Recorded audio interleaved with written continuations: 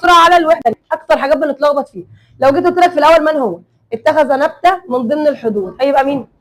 تحتمس الاول. برافو، تحتمس الاول. رودين اعاد لمصر السيطره على البحر المتوسط وبلاد الشام، بتلخبط فيها دايما، يبقى مين؟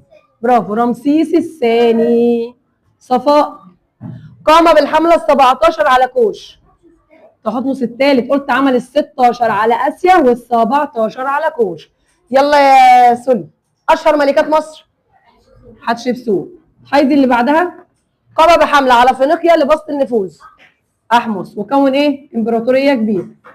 فريده قال المهندس انيني على ان يدفن في مكان خفي. لا، قال للمهندس انيني خبيني في مكان سري. مين هو؟ تحتمس الاول. برافو، خلي بالك منها.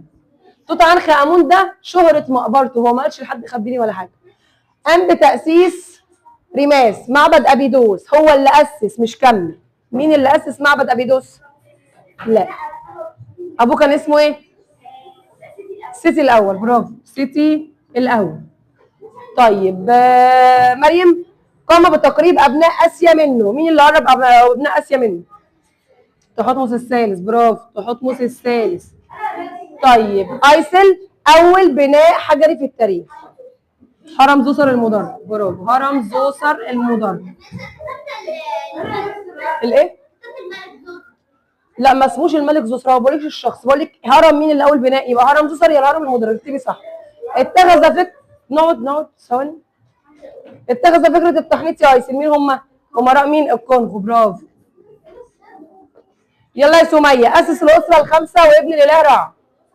اوسر كاف رؤى. نيجي في المقال. طب بص، دي مش عايزه حد يقولها، بص معايا هنا. لما يجي يقول لك اسيد تاوي كان مكانها فين؟ في اللشت في الجيزه، خلي بالك منها. طيب في اللشت او اللش زي ما تنطقي، المهم تكتبيها صح، بس تعرفي انها كانت فين؟ في الجيزه. طيب دلل على، لو قال لي تحتمس الثالث اهتم بالعمران، بنى معبد ايه؟ الكرنك، ليكون المعبد الرئيسي لمدينه طيبه، يبقى دي في الكرنك. طيب مقبره توت عنخ امون، نعرف ان مقبره توت.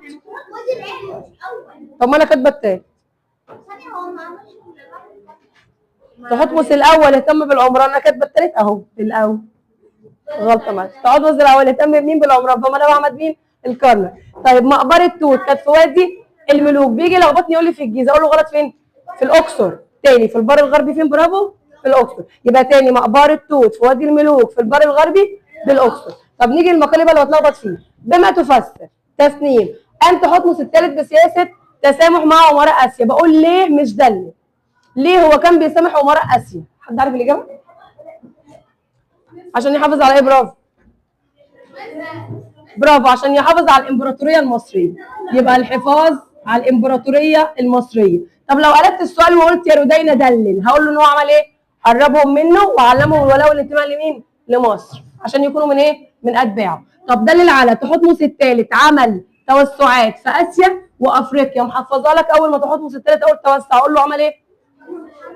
ال16 على اسيا وال17 على كوش. تمام. طيب نغم ازدياد النشاط التجاري في الدوله الحديثه. اي حاجه تزيد في الدوله الحديثه اقول له بسبب اتساع الامبراطوريه، يبقى اتساع الامبراطوريه في الدوله الحديثه. طيب نيجي ورا. يلا يا لولو. سقوط عصر الدوله الحديثه، اي دوله بتسقط بسبب؟ حلو، اهم نقطه بقى عايزاها ليه؟ برافو، مش رع، امون، زياده نفوذ الاله مين؟